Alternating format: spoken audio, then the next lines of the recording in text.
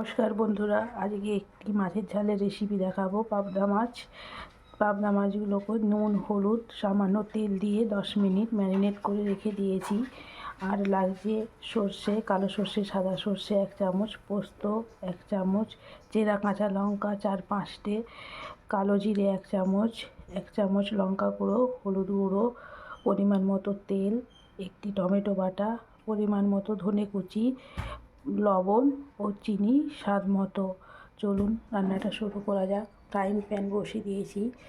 Frying প্যানটি গরম হয়ে গেলে তেল দিয়ে মাছগুলো ভেজে নেব। ফ্রাইং প্যান গরম হয়ে গেছে, পরিমাণ মতো তেল দিয়ে দিচ্ছি।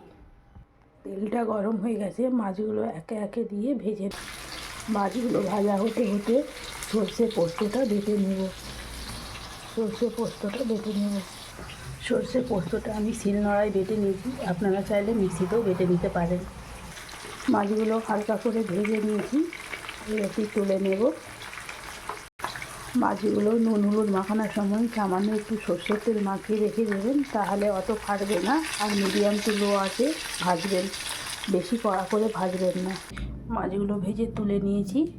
এটি ওই তেলে কালো জিরে, কাঁচা লঙ্কা চেরা দিয়ে দেবো।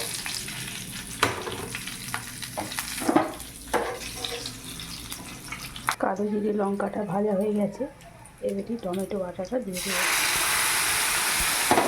লঙ্কা গুঁড়ো, হলুদ গুঁড়োটা দিয়ে ভালো করে কষিয়ে নেব। টমেটোটা কষানো হয়ে গেছে, এটি সর্ষে পোস্ত বাটাটা দিয়ে দেবো।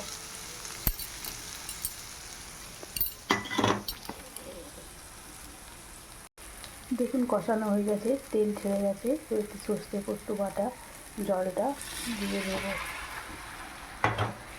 স্বাদ মতো লবণ ও চিনি দিয়ে দিচ্ছি।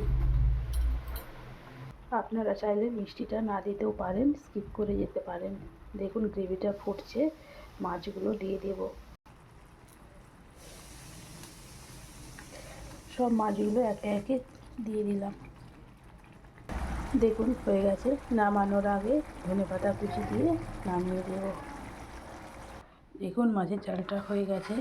ভালো লাগলে একটা লাইক, কমেন্ট, শেয়ার করে দিবেন প্লিজ।